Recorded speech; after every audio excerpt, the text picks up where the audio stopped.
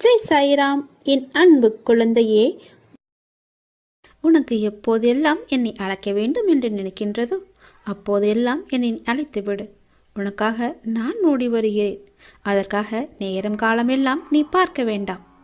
இரவும் பகலும் எப்பொழுதெல்லாம் நேரம் கிடைக்கின்றதோ எவன் ஒருவன் என்னை பற்றி நினைத்து வருகின்றானோ அவன் இனிப்பும் சர்க்கரையும் போல, அலையும் கடலும் போல, கண்ணியும் மொழியும் போல என்னுடன் நான் முழுமையாகவே இணைக்கின்றான். அப்படிப்பட்டவன் எதற்காகவும் எங்கேயும் பயப்பட வேண்டிய அவசியமே இல்லை. என்னை நீ மனதார அழைத்த பின் நீ அமைதியாக இருக்க வேண்டியது மட்டுமே உன்னுடைய வேலை. உன்னுடைய சோகம், உன்னுடைய கண்ணீர், உன் மனவலி, உன் மனவேதனை அனைத்தையும் நான் அறிவேன். நீ எதற்கும் கவலைப்படாதே. உனக்கான நிம்மதியை நான் நிச்சயம் உனக்கு தருகிறேன். நீ எப்போது வேண்டும் என்று கேட்கின்றாயோ அப்போதே உனக்காக எல்லாவற்றையும் செய்து தர நான் ஆவலாக. அவரவருக்கு என்று 1000 கஷ்டங்கள், பொருளாதாரத்தில் கோடிகளை பார்த்து கொண்டிருக்கலாம். ஆனால் அவர் உடம்பில் டஜன் கணக்கில் நோய்களை சுமந்து கொண்டிருப்பார். எனவே தன் நிறைவு பெற்ற மனிதனை தரணியிலே காண முடியாது. ஏதேனும் ஒரு வகையில் சிறு சிறு குறை இருந்து கொண்டுதான் இருக்கும். குறையில்லாத மனிதன் என்று யாருமே கிடையாது. நிறைவு கொண்டவன் யார்? அந்த இறைவன் மட்டுமே. எல்லாம் அல்ல இறைவன் மட்டுமே. அந்த இறையை நாடி குறையை களைய முயல்பவனே முழுமையான மனிதன். என்னை போல நீங்களும் பாபாவை சரணடைந்து வாழ்க்கையில் நீங்க பல அற்புதங்களை கொண்டு வாருங்கள். உங்கள் வாழ்க்கையை நீங்கள் வளமாக்க வேண்டுமென்றால் சாயின் பாதங்களை இறுக பிடித்துக் கொள்ளுங்கள். உங்கள் வாழ்க்கை, அழகான வாழ்க்கை உங்களை தேடி வந்து கொண்டிருக்கிறது. உங்கள் வாழ்க்கையை வளமாக்க உனக்கானது உன்னிடத்தில் வந்து சேர சாயப்பாவை இறுக பிடித்து கொள்ளுங்கள். உனக்கானது உன்னிடத்தில் வந்து சேரும் நேரத்தையும் நீ நெருங்கிவிட்டாய். அதனால்தான் இந்த பதிவு உன் கண்ணில் பட்டிருக்கின்றது. எப்பொழுது இதை பார்க்கின்றாயோ அதற்கான ஆரம்ப புள்ளியாக அது உன்னை வந்து சேரும் நல்ல செய்தி உன் செவிகளில் வந்து விழும். என் தங்கமே, உனக்காகவே உன் அப்பா எப்பொழுதும் போராடி கொண்டிருக்கின்றேன். உன்னுடைய நன்மைக்காகவே நான் இங்கு போராடி கொண்டிருக்கின்றேன். உன் கர்மாவை போக்குவதற்காகவே நான் இங்கு பிச்சை எடுத்து கொண்டிருக்கின்றேன். நான் இங்கு பிச்சை எடுக்க உன்னுடைய கர்ம வினைகள் எல்லாமே கொஞ்சம் கொஞ்சமாக உன்னை விட்டு அகழ்வதை நீயே பார்க்க போகிறாய். நான் உனக்காக போராடி கொண்டிருக்கையில் எனக்காக நீ அங்கு நன்றாக இருப்பாய் என்று நான் நம்பிக்கையிலே நான் இங்கு போராடி கொண்டிருக்கின்றேன். என் தங்கமே, உன் அப்பா நான் சொல்வது உன்னுடைய நன்மைக்காகவே. உன் மனதில் உள்ள குழப்பங்களை எல்லாம் தூக்கி எறிந்துவிடு. உன் மனதில் உள்ள கஷ்டங்களை எல்லாம் தூக்கி எறிந்துவிடு. உன் மனதில் உள்ள துயரங்களை எல்லாம் தூக்கி எறிந்துவிடு. உன் பிரச்சனைகளை எல்லாவற்றையுமே தூக்கி எறிந்துவிடு. உன் சுமைகளை எல்லாவற்றையுமே என் மீது ஏற்றிவிடு. நான் பார்த்து கொள்கிறேன். தூக்கி எறிவதை நீ தூக்கி எறிந்துவிட்டால் நான் உனக்கு கொடுப்பதை நிச்சயமாக தாராளமாக என்னால் அள்ளி அள்ளி கொடுக்க முடியும். நீ அங்கு சுமந்து கொண்டிருக்காதே. உன் சுமையை தாங்குவதற்காகவே நான் இருக்கிறேன். சீரடியிலிருந்து இதை நான் உனக்கு என்னுடைய வாக்காக தருகிறேன். என்னுடைய சத்திய பிரமாணமாக இதை எடுத்துக்கொள். உன் சுமைகளை தாங்கவே நான் இருக்கும் பொழுது நீ எதற்காக உன் சுமைகளை நீ தாங்க வேண்டும்? எல்லாவற்றையும் உன்னுடைய முழு பொறுப்பையும் நானே ஏற்றுக்கொள்கிறேன். என் பாதங்களை மட்டும் நீ பிடித்து கொண்டிருந்தால் போதும். உனக்கானது உன்னிடத்தில் வந்து சேரும் நாளை நானே எழுதிவிடுகிறேன். நிச்சயம் உன் கையில் கிடைக்கும்படி என்னுடைய அற்புதங்களை நான் செய்கிறேன். நீ நம்பிக்கையோடு பொறுமையோடு எனக்காக காத்திரு. நீ கஷ்டப்பட்டது போதும். அனைத்தும் சரியாக போகிறது. தைரியமாக இருந்து. அல்லாஹ் மாலிக்காகிய நான் என்றும் உன்னுடன் இருப்பேன். தகுதியில்லாத இடத்தில் அன்பை செலுத்திவிட்டு ஏமாந்து விட்டேன் என்று சொல்லாதே. தப்பித்து விட்டேன் என்று மகிழ்ச்சிக்கொள். பாபா உன்னுடன் ஏதாவது ஒரு ரூபத்தில் நிச்சயமாக துணை இருப்பார். உலகத்தில் இயங்கும் அனைத்தும் எனது கட்டளைப்படி இயங்கு வருகிறது. காற்று, நீர், நிலம், நெருப்பு, ஆகாயம், ஜீவராசிகள் இப்படி அனைத்தும் எனது விடியலுக்காகவும் அசைவுகளுக்காகவும் தினமும் எனக்காக காத்து கொண்டிருக்கிறது. நான் அசையாமல் போனால் என்னவாகும் என்று சற்று நினைத்துப்பார். எனக்கு அழிவு என்பதே கிடையாது. நான் உனக்காகவே அவதரித்தவன். உனக்காக உன் கர்ம பலன்கள் விலக இன்றும் ஒரு நாளும் தவறாமல் தினமும் பிச்சை எடுத்துக் கொண்டிருக்கிறேன். உன் கஷ்டங்களையும் வேதனைகளையும் தேவைகளையும் எனது காலடியில் விட்டுவிடு. என்னை சரணாகதி அடைந்தால் உன்னை நான் பாதுகாப்பேன். எதையும் நெருங்க விட மாட்டேன். உனக்கு விதிக்கப்பட்ட விதியின் சீற்றத்தால் தினமும் அவதிப்பட்டு கொண்டிருக்கிறாய். உலகத்தையே ஆட்டி வைக்கும் வேலையை செய்யும் நான் உன்னை விடுவிக்க மாட்டேனா? என்னுடைய நேரடி பாதுகாப்பில் இருக்கிறாய். எனது பாதுகாப்பு மிகவும் வலிமை வாய்ந்த கவசமாகும். என் செல்வங்களை காப்பதற்கு வந்த சத்குரு நான். நினைத்து பார்க்க முடியாத அளவிற்கு உன்னை நான் விரைவில் உயர்த்துவேன். காத்திரு, கலங்காதே, நம்பிக்கையுடன் இரு. உன் பின்னால் பேசுபவர்களை கண்டு கொள்ளாதே. அவர்களால் பேச மட்டுமே முடியும். உன் நிழலை கூட அவர்களால் தொடக்கூட முடியாது. விரைவில் நீ நினைக்கும் மங்களகரமான காரியம் உன் வீட்டில் நடைபெறும். பொறுமையோடு இரு. மகளே, சாயப்பா இருக்கும் போது எதற்கும் கலங்காதே. நானே அனைத்தையும் நிறைவேற்றி வைப்பேன். உதி என்பது வெறும் கட்டையின் சாம்பல் அல்ல. அது மிகவும் புனிதமானது. இதை எங்கு சென்றாலும் உடல் நலம் குன்றி இருந்தாலும் உதியே கதி என்று இரு. உதியை நம்பு, எல்லாம் ஜெயமாகும். ஒவ்வொரு கதவு மூடப்படும் போதும் மற்றொரு கதவு திறக்கும். மூடிய கதவை மட்டும் பார்த்து கொண்டே இருந்தால் திறக்கும் கதவு தெரியாது. சில கதவை திறக்க முயற்சி அவசியம். சில கதவை திறக்க பொறுமை அவசியம். எந்த கதவையும் திறக்க தன்னம்பிக்கை அவசியம். உன்னோடு இருப்பது உன் சாய் தேவா. என் குழந்தையே, இது உனக்கும் எனக்கும் உண்டான போட்டி அல்ல. பக்திக்கும் பகவானுக்கும் உண்டான போட்டி. சந்தேகம் வேண்டாம். ஜெயிக்கப் போவது நீதான். உங்கள் விருப்பங்களே உங்கள் வரம். ஆசைகள் நிறைவேற காத்திருப்பதால் உன் பாதையை மறந்து விடுகிறாய். ஏதோ ஒரு வேலைக்காக கடவுள் உன்னை இங்கே அழைத்து வந்திருக்கிறார். நேரத்தை வீணாக்காதே.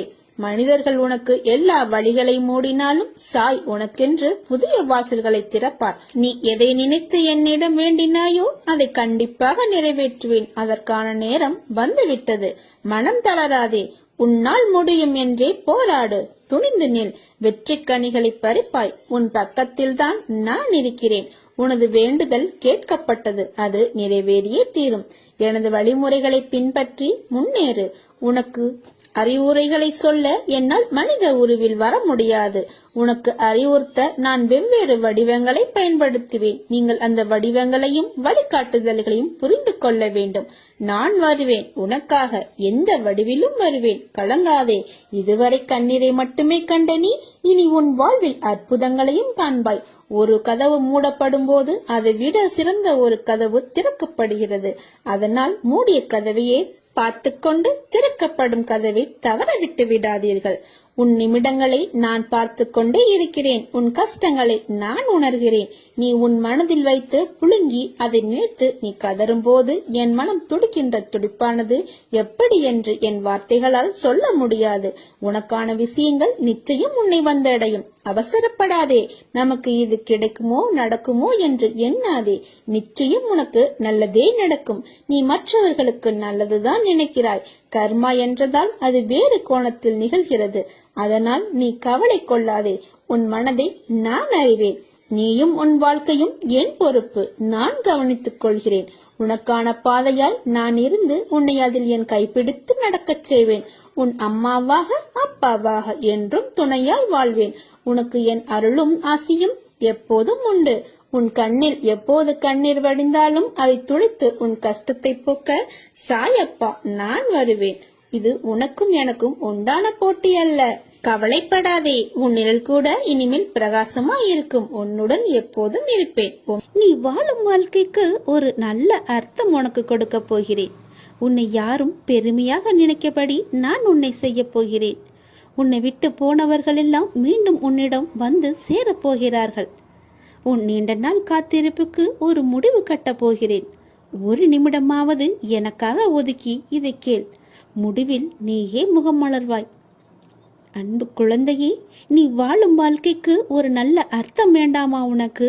உன்னை யாரும் பெருமையாக நினைக்க வேண்டாமா? உன்னை விட்டு போனவர்கள் எல்லாம் மீண்டும் உன்னிடம் வந்து சேர வேண்டாமா? ஏன் இப்படி இருக்கிறாய்? இது அனைத்துமே விரைவிலேயே நிறைவேறப் போகிறது. ஒரு நாள் நீ சற்றும் எதிர்பாராத விதமாக ஒரு நல்ல செய்தி உனது வாயிற்கதவை தட்டப் போகிறது. எத்தனையோ முறை உன்னை வீழ்த்தி பார்க்க ஆசைப்பட்டார்கள். ஆனால் அவர்களால் முடியவில்லை. உனக்கு பாதுகாவலனாக நான் இருக்கிறேன். அவர்கள் என்ன செய்தாலும் உன்னை தாக்காது. இழிவாக பொய்யுரைக்க ஆசைப்பட்டார்கள். அதுவும் முடியவில்லை. உனக்கு ஆபத்து உண்டாக்க நினைத்தும் அதுவும் முடியவில்லை. இதற்கு எல்லாம் என்ன காரணம்? உன்னுடைய கர்ம பலன்கள் தான். நீ ஏற்கனவே செய்த புண்ணியம்தான். நான் உன்னுடனே இருப்பதை மறந்து இது போன்ற செயல்களில் ஈடுபட முயற்சி செய்கிறார்கள். எனது அனுமதியின்றி உன்னை தொட முடியுமா? முடியாது. உன்னை சுற்றி பாதுகாப்பு வளையமாக என்னுடைய அதிர்வாளிகள் உன்னை சுத்தி இருந்து கொண்டே இருக்கின்றன. நான் எல்லோரிடமும் நன்றாக தானே பழகி கொண்டிருக்கிறேன். யார்தான் எனக்கு இப்படி செய்வது என்ற மனக்குழப்பத்தில் இருக்கிறாய் அல்லவா? யார்தான் செய்வது என்ன காரணம் என்ற யோசனையில் இருக்கிறாய் அல்லவா? வேறு யாரும் இல்லை. உன்னை சுற்றி நல்லவர்களை தவிர மற்றவர்களுக்கும் இடம் கொடுத்திருக்கிறாய் நீ. இதை தவிர உனக்கு நம்பிக்கை வேறு இல்லை. எதிலுமே முதலில் உன்னை மாற்றிக்கொள்ள நீ பழகிக்கொள். எது நடந்தாலும் முதலில் உனக்கு உன் மீதே நம்பிக்கை வேண்டும். அது உன்னிடம் குறைவாக இருக்கிறது. பிறகு நடக்கப் போவதைக் கண்டு நீயே ஆச்சரியமாக பார்க்க போகிறாய். நான் உன்னை அழைக்கின்றேன். நீ என்னை நோக்கி வா, விரைந்து வா. நான் அழைத்தால் மட்டுமே உன்னால் வர முடியும். எப்போது உன்னுடைய காலடி இந்த சீரடி மண்ணில் படுகிறதோ அக்கணமே உனது கர்ம பலன்கள் அனைத்துமே விலகி உன் கஷ்டங்கள் அனைத்துமே உன்னை விட்டு ஓடி ஒளியும். நான் இருக்கிறேன். நீ கலங்காதே. நீ அழைத்தால் நானே வருவேன். இப்போது நான் உன்னை அழைக்கிறேன். நீ என்னை நோக்கி சீரடியில் என்னை பார்க்க சீரடிக்கே நீ வா. சீரடிக்கு வரும் வாய்ப்பை நான் உனக்கு கொடுத்து விட்டேன். உனக்கு நான் கொடுப்பதை எவராலுமே தடுக்க முடியாது. உனக்கானதை உரிய காலத்தில் கொண்டு வந்து உன்னிடமே சேர்ப்பேன். நீ என்னுடைய பிள்ளை. உனக்கானதை கொடுப்பதற்காகத்தான் சீரடிக்கு உன்னை வரவழைக்கப் போகிறேன். சீக்கிரம் வா. என்னை நம்பி வந்த உன்னை நான் என்றும் கைவிட மாட்டேன். உனக்கும் உன் குடும்பத்திற்கும் நானே பாதுகாவலன். இனி உன்னை பற்றியோ உன் குடும்பத்தை பற்றியோ நீ கவலைப்படாதே. எல்லாம் நான் பார்த்துக் கொள்கிறேன். என் அன்பு குழந்தையே, நீ முதலில் மனதை அடக்கு. மனம் தடுமாறுகிறது. எப்போதும் அலைப்பாய்ந்தபடியே இருக்கிறது. இதை அடக்கி நிறைப்படுத்தும் வழி என்ன? நம் மனம் எப்பொழுதும் எதை பற்றியேனும் சிந்தித்துக் கொண்டே இருப்பதால் தெளிவான முடிவுகளை எடுக்க முடியாமல் தடுமாறும். குறிப்பாக சின்ன சின்ன விஷயம் அவ்வப்போது நடக்கும். அதை பற்றியே பெரிதாக விரிவுபடுத்தி பார்ப்பதுதான் மனதின் இயல்பு. உதாரணமாக, யாராவது நம்மை திட்டிவிட்டால் பதிலுக்கு நம்மால் திட்ட முடியாத போது நேரில் கூனி குறுகிவிட்டு அவருக்கு பின்னால் அவரை மனதிற்குள் அதிகமாக திட்டுவது போல், அடிப்பது போல, கொள்வது போல கற்பனை செய்து தன்னை ஒரு பெரிய கதாநாயகனாக காட்டிக்கொண்டு ஒரு பெரிய கதையை பின்னிக் கொண்டிருப்போம். பொறாமை, சந்தேகம், அவமதிப்பு, கோபம், பயம், அவமானம், பேராசை, தற்பெருமை, கட்டுப்படுத்த முடியாமல் வளவளவென பேசுதல் போன்ற உணர்ச்சிகள் நம்மை தாக்கும் போது மனம் அதிலேயே உழன்று அதில் ஏதோ தீர்வை காண்பது போல தன்னிலே உழன்று கொண்டிருக்கும். உணர்ச்சியை கட்டுப்படுத்த முடியாத போது அதை வெளிப்படுத்தி விடுவோம். மற்ற சமயங்களில் எல்லாமே மனதிற்குள் தான் அரங்கேற்றமாகும். இதனால் தான் மனம் நிலை கொள்ளாமல் தவிக்கிறது. இதை அடக்க வேண்டும். எப்படி அடக்குவது? முழுமையாக அந்த எண்ணங்கள், சிந்தனைகள் உங்களை கடந்து போகட்டும் என விட்டுவிட வேண்டும். கண்களை மூடி அமைதியாக இந்த நிகழ்வுகள் முடியும் வரை நீங்கள் உட்கார்ந்திருங்கள்.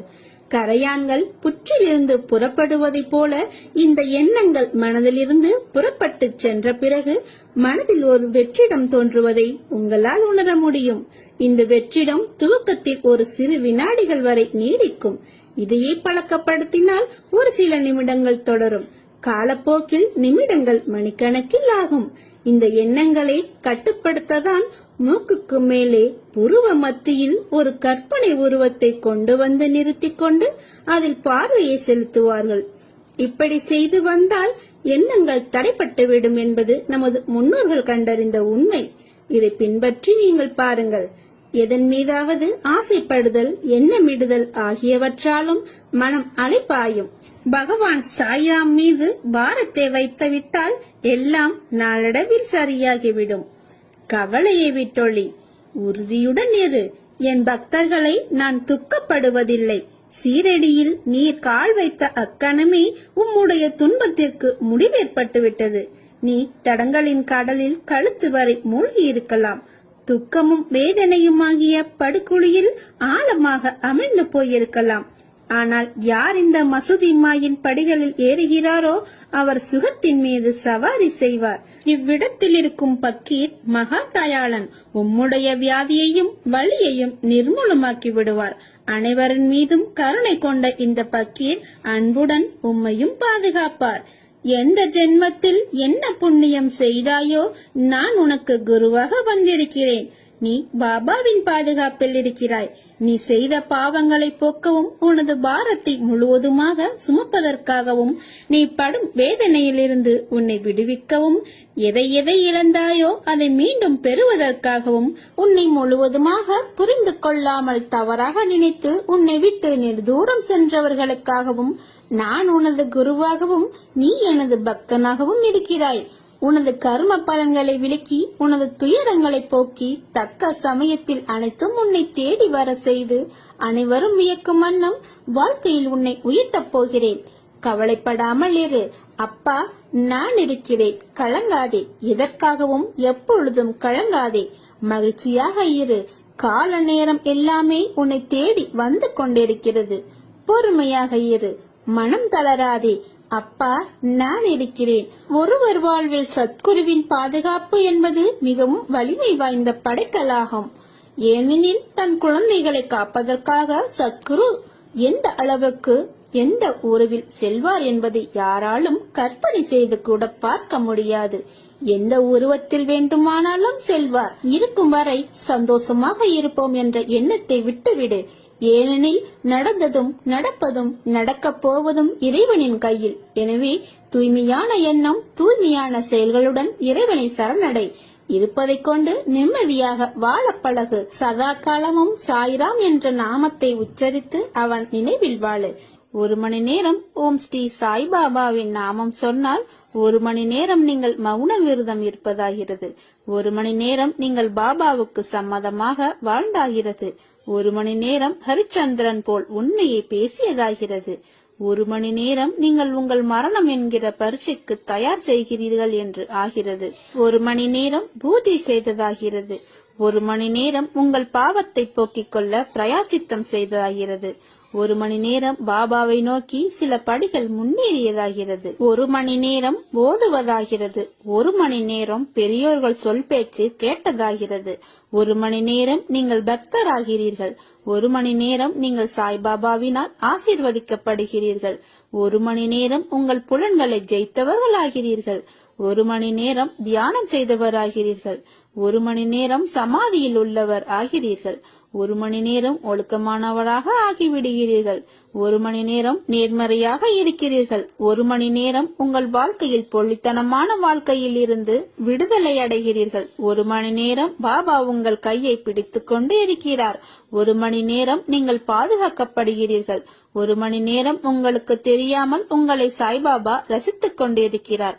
1 மணி நேரம் மகான்கள் வாயில் வந்த நாமத்தை நாமும் சொல்வதால் அவர்களுடைய பிரசாதத்தை உண்டவர்கள் ஆகிறீர்கள். இந்த 1 மணி நேரத்தினால் பாபா நீங்கள் செய்த தவறுகளை மன்னித்து காக்குகிறார். 1 மணி நேரம் யாகம் செய்தவராகிறீர்கள். 1 மணி நேரம் பாபாவை நீங்கள் கடனாளி ஆக்குகிறீர்கள்.